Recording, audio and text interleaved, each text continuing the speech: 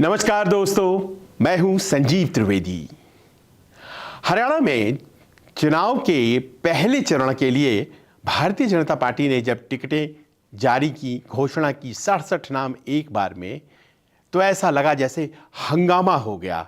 एक के बाद एक आपने देखा कि जिनके भी टिकट कटे वो सड़कों पर आ गए, नाराजगी उन्होंने जाहिर की और कई तो इस इंतज़ार में हैं कि वो इंडिपेंडेंट के तौर पर ही सही अपनी उम्मीदवारी लेकर आगे बढ़ जाए। मन बना रहे हैं, अपने लोगों से बात कर रहे हैं।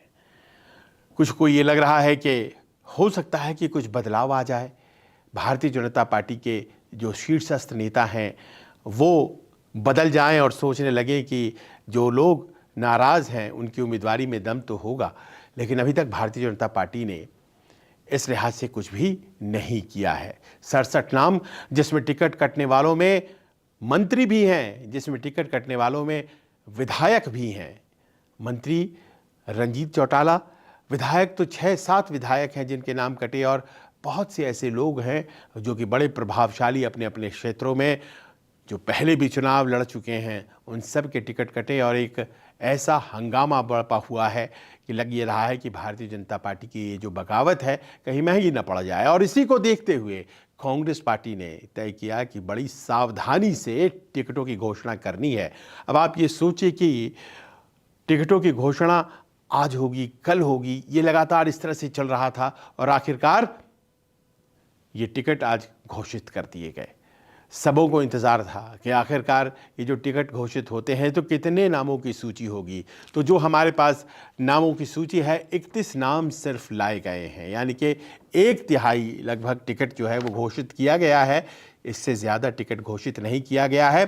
और हम आपको बताते चलें, ये जो 31 नाम हमारे हाथ में हैं, इसमें ज़्यादातर तो वो नाम हैं जो पहले से ही विधायक हैं। जो विधायक सिटिंग एमएलए हैं उनके नाम घोषित कर दीजिए, क्योंकि अमूमन यही होता है कि सिटिंग गेटिंग हो जाता है। जिन्होंने पिछला चुनाव जीता था उन्हें दोबारा से टिकट दे दी जाती है। बहुत कम होता है और कांग्रेस की संस्कृति में ये ज़रा कम है कि किसी सिटिंग एमएलए की टिकट काट ली जाती है। लिहाजा मुझे बहुत से ऐसे नाम दिखाई पड़ रहे हैं जो कि सिटिंग एमएलए के नाम हैं, यानी कि इन टिकटों को घोषित करने में तो कोई बवाल है नहीं। आपको हम नाम भी बताएंगे कि कौन कौन से लोग हैं जिनको की टिकट मिली है, लेकिन उन नामों के पहले हम आपको ये भी बताएंगे कि आखिरकार ये 31 नाम ही क्यों आए हैं। इसकी देखिए सबसे बड़ी वजह तो ये है कि आपस में सहमति जो है वही तय करती है कि कितने नाम आएँ। आप जानते हैं कि आज की तारीख में हरियाणा कांग्रेस के भीतर भी बहुत से गुट हैं। देखिए ये अपने आप में इसीलिए हो जाता है क्योंकि हरियाणा में ज़्यादातर सत्ता में कांग्रेस रही, तो बड़े और मजबूत नेता वहाँ बहुत हो गए, जिस कारण से सबके अपने प्रभाव क्षेत्र हैं। और ये जो प्रभाव क्षेत्र हैं इसको हमेशा सिंचित करते रहना, हमेशा कायम रखना एक चैलेंज होता है इन नेताओं के लिए। और वही कहीं ना कहीं बाहर से देखें आप तो लगता है जैसे गुटबाजी है, बहुत से अलग अलग धड़े हैं ये लगता है। और इस कारण से जो कांग्रेस नेतृत्व है या किसी भी पार्टी का नेतृत्व, उनको परस्पर जो हित होते हैं उसके टकराव से डील करना पड़ता है। और अगर कांग्रेस के टिकटों की घोषणा इतने समय बाद हो रही है तो उसमें भी यही वजह है, परस्पर हितों का टकराव। आप जानते हैं कि इस वक्त हरियाणा में जो प्रथम चरण है उसके नामांकन की प्रक्रिया शुरू हो चुकी है। वो नामांकन की जो प्रक्रिया है 5 तारीख से शुरू हो चुकी है और 5 सितंबर से शुरू होकर के प्रक्रिया आखिर जब होगी तो 16 सितंबर होगा, जबकि नाम वापसी की तारीख हाथ में ख़त्म हो जाएगी और फिर आपको पता लग जाएगा कि कौन कहाँ से लड़ रहा है। तो इसमें ज़्यादातर वो नाम हैं जो कि अमूमन पहले चरण के या एक ही चरण है हरियाणा में तो जो 8 तारीख को चुनाव लड़ा जाना है, 3 चरणों में तो जम्मू कश्मीर में है, तो एक चरण में मतदान होने हैं और 16 तारीख को आपको नाम पता लग जाएंगे कि कौन किस क्षेत्र से है। लेकिन पार्टियों ने अपने अपने नाम जो घोषित किए हैं उसमें कांग्रेस के जो नाम हैं उसके बारे में अगर हम बात कर लें तो सबसे ज़्यादा नज़रें किस पे, सबसे ज़्यादा नज़र जुलाना जींद की ये सीट विनेश फोगाट यहाँ से चुनाव लड़ेंगी। विनेश फोगाट, ओलंपियन विनेश फोगाट, पहलवान विनेश फोगाट, जिन्होंने जंतर मंतर पर अपने साथियों के साथ मिलकर के जिस तरह से पहलवानों के हक में वो आंदोलन किया था। सारे देश ने उनको देखा और फिर देखा कि किस तरह से उसी जाबाजी से वो पेरिस ओलंपिक्स में लड़ी और अजेय होकर के वापस आई। कोई उन्हें हरा नहीं पाया। 100 ग्राम वजन की वजह से वो फाइनल नहीं लड़ पाई, लेकिन शायद फाइनल उन्हें अब लड़ना है जींद की इस सीट पर जिसका नाम जुलाना है, जो कांग्रेस जीत ही नहीं पाई है पिछली 3 दफ़ा से। लिहाजा उनके लिए बहुत बड़ी चुनौती है ये। जो सबसे प्रबल उम्मीदवार मुख्यमंत्री पद के माने जा रहे हैं, भूपेंद्र सिंह हुड्डा, विधानमंडल दल के नेता, वो लड़ेंगे गढ़ी सांपला से। ये भी इसमें लिखा हुआ है। प्रदेश कांग्रेस अध्यक्ष उदय भान हैं, वो लड़ेंगे होडल की सुरक्षित सीट से और 8 सुरक्षित सीटों का जो एक फहरिस्त है, सारे नाम घोषित कर दिए गए हैं। इसके अलावा आपको हम ये भी बताना चाहते हैं कि लाडवा जिस सीट से लड़ना है नायब सिंह सैनी मौजूदा मुख्यमंत्री को, कांग्रेस ने वहाँ से मेवा सिंह को चुना है। ये मेवा सिंह टक्कर देंगे लाडवा से और सैनी साहब सीट बदल रहे हैं। आपने सुना होगा वो करनाल से लड़ा करते थे, इस बार वो लाडवा लड़ने चले गए हैं। क्या बात है, लोग पूछ रहे हैं कि क्या मुख्यमंत्री भी कभी सीट बदलते हैं, और अगर ऐसा है तो क्या ये सेफ सीट है? मेवा सिंह पर डिपेंड करेगा कि वो सेफ सीट रहती है नायब सिंह सैनी के लिए या नहीं। इसके अलावा हम आपको ये भी बताते चलें कि 2 ऐसे उम्मीदवार यहाँ पर हैं जो दूसरे दलों से लिए गए हैं, जिन्होंने अपने अपनी सीटें जीती थी। शाहबाद से रामकरण, ये जेजेपी से यानी कि जननायक जनता पार्टी से कांग्रेस में आए हैं, इनको टिकट मिली है। और इसके अलावा समालखा से जो आज़ाद उम्मीदवार के तौर पर जीते थे धर्म सिंह चोकर, इन्हें भी कांग्रेस पार्टी ने अपना सिंबल दिया है। ये कांग्रेस की टिकट पर इस बार लड़ेंगे समालखा से। इसके अलावा आपको हम बताते चलें कि 2 ऐसे उम्मीदवार हैं जिनके ऊपर ईडी के मामले हैं। ईडी के मामले यानी कि सोनीपत से सुरेंद्र पवार जो लड़ने जा रहे हैं, उन पर भी ईडी का मामला है। और इसके अलावा महेंद्रगढ़ रावदान सिंह वहाँ से लड़ने जा रहे हैं, उनके ऊपर भी ईडी का मामला चल रहा है।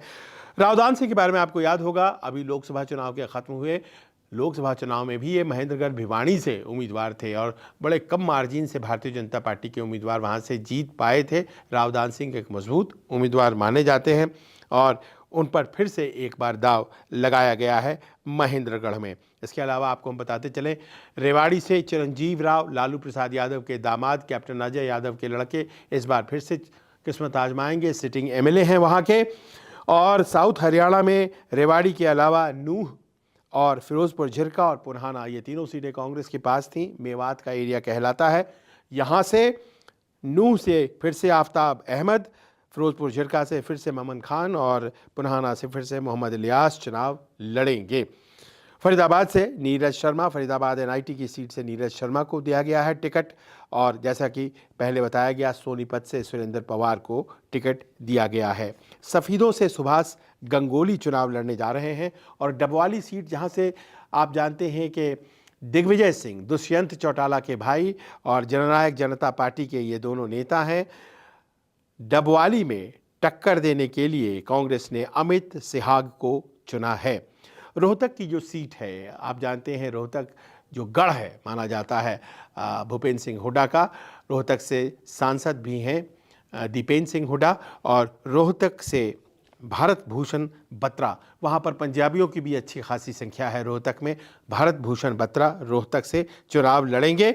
इसके अलावा ये बताया जा रहा है कि बादली से कुलदीप वत्स वही व्यक्ति हैं जिनको लेकर थोड़ी झिकझिक इसलिए हो गई थी क्योंकि हुड्डा साहब नहीं चाहते थे कि कुलदीप वत्स के टिकट कटे और बादली से ही टिकट चाहते थे बजरंग पूनिया। तो बजरंग पूनिया ने कांग्रेस तो ज्वाइन कर लिया, लेकिन उन्हें टिकट नहीं दी गई है। और वो इसलिए क्योंकि वो चाहते थे बादली की टिकट और कुलदीप वत्स वहाँ से सिटिंग एमएलए थे, लिहाजा उन्हें टिकट नहीं दी गई क्योंकि भूपेंद्र सिंह हुड्डा एक सिटिंग एमएलए की टिकट काटने नहीं देना चाहते थे। लिहाजा आपने भी सुना होगा, थोड़ी देर पहले ही खबर आई है कि बजरंग पूनिया को कार्यकारी अध्यक्ष ऑल इंडिया किसान कांग्रेस का बनाया गया है। किसानों के बीच कांग्रेस को काम करना है, किसान नाराज़ हैं भारतीय जनता पार्टी से और ऐसे में बजरंग पूनिया को चुना गया है इस काम के लिए। इसके अलावा हम आपको आखिर में ये भी हम बताते चलें कि ये जो 31 नाम हैं जो दिखाई पड़ रहे हैं हमें, इन 31 नामों में ज़्यादातर तो भूपेंद्र सिंह हुड्डा कैंप के ही हैं। यानी कि पहली सूची जो आई है, जो 1/3 नामों को मेंशन करती है, इसमें भूपेंद्र सिंह हुड्डा की चली है। आने वाले 2 सूचियों में क्या होता है देखेंगे, लेकिन फिलहाल लग ऐसा ही रहा है कि ये जो सूची आई है इसमें कंट्रोवर्सी ना हो, इस बात का ध्यान रखा गया है। इस बात का भी ध्यान रखा गया है कि सिटिंग एमएलएस को ज़्यादा एकोमोडेट किया जाए। इस बात का भी ध्यान रखा गया है कि ज़्यादा से ज़्यादा जो सबसे प्रभावशाली नेता हैं भूपेंद्र सिंह हुड्डा, उनके लोगों को टिकट दी जाए। देखिए, ये बहुत इम्पोर्टेंट बात है, क्योंकि जिनके ज़्यादा मित्र जीतेंगे वही तो मुख्यमंत्री बनेंगे। लिहाजा अब जो 2 सीटें, 2 लिस्ट या 1 लिस्ट और आती है, बाकी के अभी भी आप जानते हैं कि 59 उम्मीदवार बचे हुए हैं, तो उसमें ज़्यादातर किनके लोगों को टिकट मिलता है ये देखना होगा, क्योंकि वो वैसे नाम होंगे ज़्यादातर जो पिछली दफ़ा कांग्रेस जीत नहीं पाई थी। उसमें दूसरे दलों के लोग कितने होते हैं, इंडिपेंडेंट्स को जो लड़े थे उनको कितना मौका दिया जाता है, कांग्रेस के दावेदारों को कितना मौका दिया जाता है, या फिर पैरासूट होकर के कैंडिडेट आ जाते हैं, उसमें वो भी देखा जाएगा कि भूपेंद्र सिंह हुड्डा के अलावा कुमारी शैलजा और रणदीप सिंह सुरजेवाला जो 2 दूसरे कद्दावर नेता हैं हरियाणा कांग्रेस के, उनके लोगों को कितना टिकट मिलता है। टिकट भारतीय जनता पार्टी को मिला, भारतीय जनता पार्टी के लोगों को मिली पहली टिकट, और जो सूची आई उसके बाद तो हंगामा हो गया। हम लोगों ने बात की, अब इसके बाद हंगामा होता है या नहीं ये भी देखना है, और ये भी देखना है कि क्या पहली सूची से आम लोग संतुष्ट हैं या उन्हें लगता है कि इस सूची में कहीं ना कहीं कुछ त्रुटि है। आपको क्या लगता है इस सूची को देखने के बाद और भारतीय जनता पार्टी में हो रहे हंगामे को देखने के बाद? आप हमें कमेंट्स के जरिए ज़रूर बताइए। नमस्कार। नमस्कार, मैं हूं मानक गुप्ता। अगर आपको हमारा ये वीडियो पसंद आया हो तो इसे लाइक और शेयर जरूर करें, और हाँ, हमें सब्सक्राइब और फॉलो करना ना भूलें, ताकि आप देश और दुनिया की कोई खबर मिस ना करें। तो जुड़े रहिए हमारे साथ और देखते रहिए न्यूज़ 24।